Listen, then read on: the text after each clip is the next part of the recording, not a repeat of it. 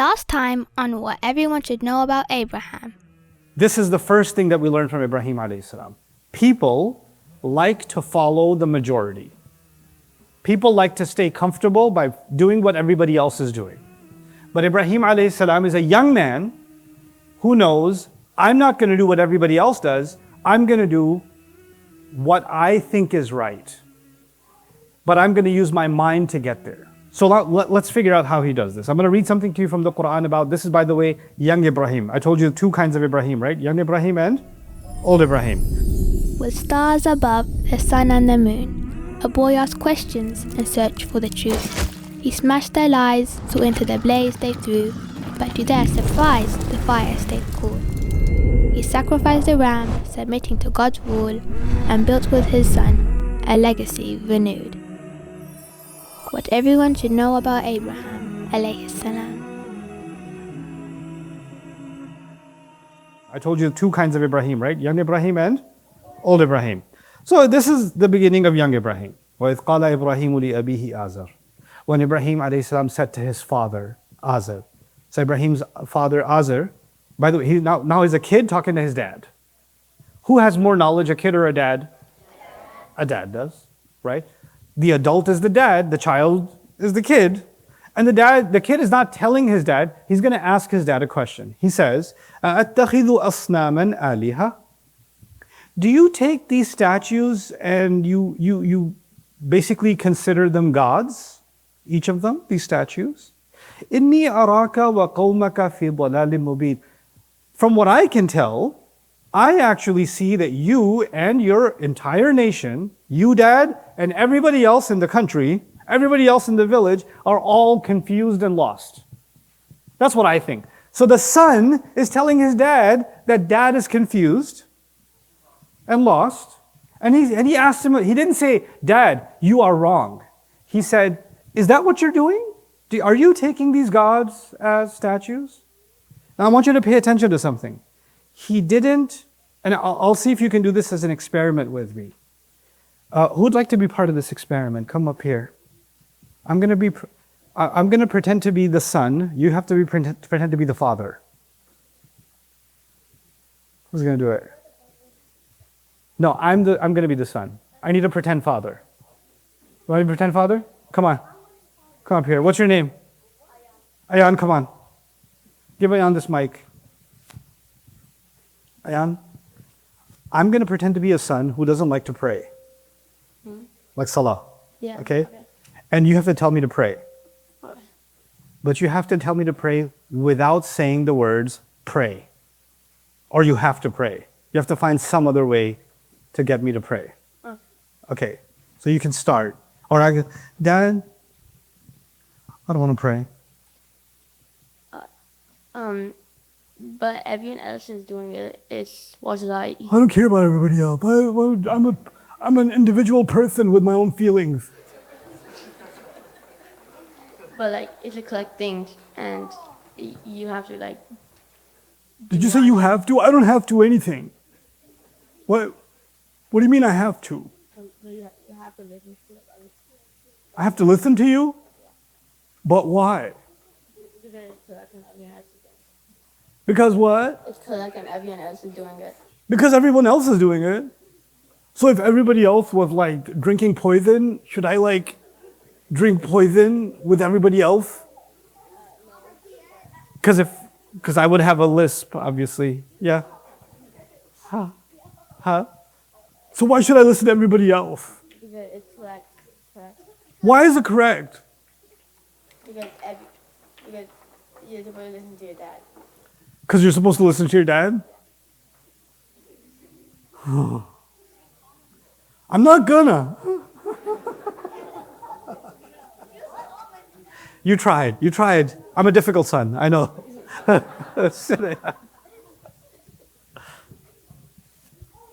What was I doing other than being difficult? How was I communicating? What did I keep repeating? I kept asking questions. What were some of my questions? Why? Why do I have to? Right? I kept saying why? Was he asking questions or was I asking questions? I was asking questions. Okay, somebody else pretend to be my dad, but this time, you have to be the one asking questions. You're still the dad, I'm still trying not to pray, but you have to keep putting questions on me instead of me putting questions on you. You understand? So don't tell me to pray, ask me questions. What kind of questions are you going to ask me? You got to figure this out yourselves. Let's see. You want to try it? Come on. Ayan raised your hand. What's your name? Hassan, come on. I don't want to pray, Dad. You gonna go to Jahannam? No. Then pray. Okay.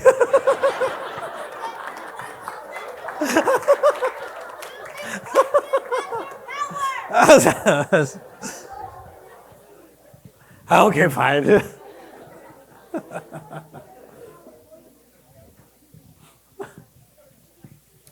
When you ask someone a question, then you are forcing them to give not just their answer, but their reasons. They have to explain themselves. In my first pretend dad, I kept making him give answers, right? So he's always trying to come up with an answer. But because, and eventually he gets frustrated. So because I said so, I'm your dad. Okay? You better do it because I'm your dad. But when Ahsan asked a question, it was a tough question. You want to go to Jahannam? Then now who has to come up with an answer? I do. Now I could have asked him tougher questions, but I don't even believe in Jahannam. I could have said that. And then he would have been like, then what would your question be if I said, I don't even believe in Jahannam? What would your question be? Where would you go after you die? Oh, you would ask another question. Where do you think you're going to go after I die? Right? I'd say, I don't know, worms. Huh. It's tough, I know. But what do the questions do? If he keeps asking questions, he's going to force me to think more and more, isn't he? Because when you ask someone questions, you're forcing them to what? To think. But if you just tell someone to do something, you didn't make them think anything. A lot of times our kids, I'm talking to the parents for a second, a lot of times our kids are like, I don't feel like praying. Why do I have to pray? Like all the time, I already did it like 2 days ago. You're going to pray because I said so. You start with Allah said so. Then you're like, Jahannam. Then you're like, oh, you're not afraid of Jahannam? You don't need to worry about Jahannam. I'll give you a preview right now. Right? But if you did that, if instead of asking questions, if you just said, you better pray because I told you to pray, did you actually make the child think? No, you didn't make them think. Ibrahim alayhi salam is not trying to convert his father. Ibrahim alayhi salam is trying to make his dad what? Think. And the best way to get someone to think is to ask them questions. A couple of weeks ago, it was Easter holiday. It was Easter. And I decided to go to a church on Easter. Yeah, I went to a church, I heard the whole session, the singing, the whole thing. And there were some church volunteers and youth ministers that I sat and talked with. They don't know who I am. So I was like, yeah, I'm having some trouble with some of the things that I learned in the church. I didn't say, you're wrong, the Trinity's wrong. None of that. I'm just having some trouble, and I have some questions. And then I ask a question, and they give an answer. And that answer makes me ask another question. Then they give an answer. Then that answer makes me ask another question. And then another question. And then another question. And then they got frustrated. And then they're like, you're really smart. I was like, no, I just watch YouTube videos. And I said, then what about Islam? I was like, yeah, I can answer those, but that still doesn't answer my question. I still have my question. Because if you learn to ask questions, you are forcing someone to actually use their brain. And then he didn't even say, you're wrong, Dad. He said, are you taking these statues as gods? Which means the dad has to explain why.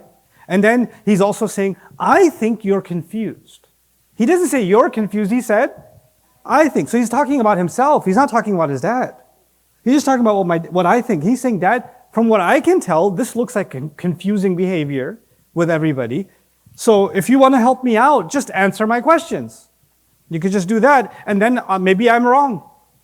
Right? So he's putting it in the form of questions. You have to learn to put things in the form of questions. You have to think about things in the form of questions. So when everyone's doing something, this happens in many homes. Hey, I want to get these shoes. No, you can't get those shoes. Why not? Well, why do you want those shoes? Everybody's getting them. Everybody got them. My friend got them. My enemy got them. My frenemy got them. I didn't get them. But what was your reason for wanting the shoes? But everybody's not a reason. Remember, when you say the majority makes normal, then basically then you're like a sheep. You know what a sheep does? The sheep, when one sheep goes this way, the second and the third sheep also go that way, and then the fourth and the fifth, and 100 sheep are going in the same direction. And if one sheep falls off a cliff, guess what happens to the other sheep? They all, meh, halal, meh, haram. Like, they all fall off a cliff. Why? Because they just follow. So when you say, I want something, and your mom or your dad says, why? Well, because I think it's a really well-manufactured shoe in a factory in China. And I like paying 5 times the price because it has a label on it. Now you give good reason. But you say, everybody's wearing it. That's not a reason, is it? Because Ibrahim alayhi salam could have followed the religion of everybody else, and if somebody said, why are you following it? What would his answer be? If he was following it, what would the answer be? Everyone does it. When you use everyone does it as an answer, then you're not like Ibrahim alayhi salam, you're like everyone else. We are the followers of Ibrahim alayhi salam. His choices, I told you yesterday, his choices affect our choices. His way of thinking needs to become our way of thinking. So we don't think like the majority. We don't do something because everybody does something. We do something because we ask questions and we find the answers. You with me? Okay, this is a really important piece of this. You have your hand up, young man. Tell me, what's on your mind? I think you're wrong with the, I don't know if you're wrong with the other gods, because I think there's no other God. I like you. I am wrong about the other gods. You're right, there is no other God. La ilaha illallah. Very good. So he asked this question to his father, and then he says this. He wants to show the entire society why they're wrong. So he put on a show. Ibrahim alayhi salam put on a show. Here's what he did. He says, Allah tells us, He says, كَذَلِكَ نُرِي إِبْرَاهِيمَ مَلَكُوتَ السَّمَاوَاتِ وَالْأَرْضِ وَلِيَكُونَ مِنَ الْمُوقِنِينَ. And that is how we showed Ibrahim alayhi salam the kingdom of all the skies and all the earth. It's one kingdom. It's not lots of kingdoms. It's one kingdom of all the skies and all the earth. What did the other people religion believe? The sun is a different kingdom. The moon is a different kingdom. The rain is a different kingdom. The winds are a different kingdom. Allah said, we showed Ibrahim alayhi salam that the entire universe and beyond is all what? One kingdom, one king, one ruler. That's what Allah showed him. And he was convinced this is the only way this makes sense, is if there's only one king. Otherwise, they're at war with each other. The sun and the moon would start their own intergalactic war, and they both would be destroyed. Something would happen. Something would go wrong. But everything is working in harmony. That means there's one ruler above all of them that keeps them all in check, controls all of them at the same time. You understand? Now he wants to show his entire village how wrong they are. So he goes out there and he puts on a show. And here's the show. فَلَمَّا جَنَّ عَلَيْهِ اللَّيْلُ رَأَى كَوْكَبًا. When the night came, he saw one of the biggest, shiniest stars, planet. The Jupiter looks like a star sometimes. He saw that and he said, قَالَ هَذَا رَبِّي. He said, oh, this is my God. This is my master. Does he believe that that's God? No. Who is he trying to show? People. And people believe that. The people around him believe that. So he says, this is my Rabb. فَلَمَّا أَفَلَ قَالَ لَا أُحِبُّ الْآفِلِينَ. And when it disappeared, when the star disappeared, he said, I don't love things that disappear. I can't love that stuff. I'm not impressed because it disappeared. The star disappeared. Now, this is an important lesson before I give you your first break, because I'm going to keep giving you breaks. Why would Ibrahim alayhi salam say, I don't love those that disappear? Let's think about that for a moment, okay? Ibrahim says, I cannot love those who disappear. If some people believed in a God of, let's say, God of summer, or a God of winter, and the winter didn't come that year, or it wasn't a good winter that year, right? Then that year, they're like, this God didn't show up for me. That God didn't do anything for me. I don't have a good relationship with this God because winter was no good. If they believed in a God of rain, I keep talking about the rain, if they believed in a God and it didn't rain, then people will say what? God, this God, what a terrible season. What a low score on this God. I gave him 2 stars, you know. And if one of their gods is a God of, let's say, fertility or having babies, and there's lots of babies in the village that year, like this God gets 5 stars, right? In other words, when they do something for you, then they're there. And when they don't do something for you, they disappear. So your only relationship with your God is when that God does something for you, and the moment he stops doing something for you, he's not there anymore. Ibrahim alayhi salam is actually also saying, I cannot have a relationship with any of these because none of these are doing something for me all the time. They're not permanent. None of them are permanent. All of them are temporary. The star is temporary. He did this with the moon. The moon is temporary. He did this with the sun. The sun is temporary. And he was showing people that we have a relationship not with these things and their gods. We're supposed to have a relationship with who alone? With Allah. But why is that different? I said something in the beginning of this session. I'm going to end with it. So we connect everything together. I said people used to have different religions, and in these religions there were gods. And what was some of the things about those gods? They used to get easily what? Very good. You remember. They used to get easily angry. And do they do things for you for free? No. You have to do something for them, and then they do something for you. They do something for you only after you do something for them, right? They get jealous of each other. They get jealous of each other. Ibrahim alayhi salam believes in Allah, who number one is not, you don't have to be afraid of these always angry and you have to do something to make him unangry, etc. That's not Allah. Number two, and most importantly, he's not there for you when he does something for you and then he disappears when he's not doing something for you. He's always there. He's always there. And he's not doing something for you and waiting for you to do something for him first and then he'll do something for you. He gave me my eyes. He gave me all my body parts. He gave me my parents. He gave me my mind. He gave me my tongue. He gave me my ability to earn a living. Did I give him anything yet? No. When there's a baby and the baby's being taken care of inside the mom and outside the mom, when you're being raised, all of the things that are being taken care of, did you make a payment for any of that stuff? Think about how much did you pay for your leg? Because I imagine it's a little expensive. Because if I ask somebody to sell me their leg, right? What are you willing to sell me? Okay, just don't give me both eyes. I'll just buy one of your eyes. Just one, I'll scoop it out.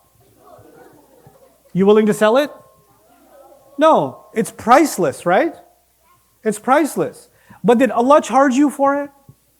And did Allah say, now that I've given you one eye, you better pay me with some, did He? No. This God that Ibrahim alayhi salam believes in already owns everything. He's already the king of everything. So he's not asking you for anything because he already owns everything. Like these other kings, they ask you for stuff because they don't own everything. They need to add to their wealth in some way. But Allah does not need anyone to add to His wealth in any way. And He doesn't disappear. He's not there, when you were having when life was good for you, Allah was there. When life was bad for you, Allah wasn't there anymore. That's just not true. That's the way the other religions think. Allah never disappears. So He says, إِنِّي وَجَّهْتُ وَجْهِيَ لِلَّذِي فَطَرَ السَّمَاوَاتِ وَالْأَرْضِ. I am just turning my face, because they used to turn their faces towards these statues. They used to bow to them and put flowers on them and food on them and all this other stuff. He says, the only one I will turn my face towards is the one who created all of this. I will not put any other mini gods next to him. Mama ana min al-mushrikeen. That's what he says, right? This is his way of showing his people why he believes in this one pure God, one true God, that is not like any other gods. Do you think when his dad heard this, do you think his dad said, that makes a lot of sense, son? My 13-year-old boy, this is some deep wisdom you dropped. I'm ready to break all these idols myself. Let's go break the rest of them in the village. Is that what his dad is going to do? And when he shows all of his village that everything that they think is normal is all wrong, do you think the people in his village are going to get offended? Well, they're going to get offended. They're going to get offended. And when people get offended, they could do two things. This is, again, something you have to learn. What did Ibrahim alayhi salam do to make people think? Destroy all the statues. No. We're not talking about destroying statues yet.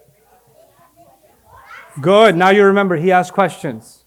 If they wanted to defend their religion, if they wanted to say our religion is right, they could answer his questions. The right answer would be, here is my proof why this religion is right. What's the wrong answer? Everybody does it. Everybody does it is never going to be the right answer for anything, right? By the way, Muslims, forget non-Muslims, Muslims, sometimes do Muslims use everybody does it for their answer? Well, then when we do that, we act less like Ibrahim alayhi salam, we act more like his village. Right? I'm teaching you this story because sometimes we forget that we are supposed to be like who? That's our father. Ibrahim alayhi salam is our father. His fellow villagers are not our father. We can't be acting like them. We got to act like him. We got to be the ones to ask the questions. But there are two ways to have an argument. This is what I'm going to end with. And we're going to unpack that in a couple of minutes, after I give you a break. Wait, give me a second, I'll come back to you, Beta. Okay, so here's what I want to share with you. There's two ways to make an argument.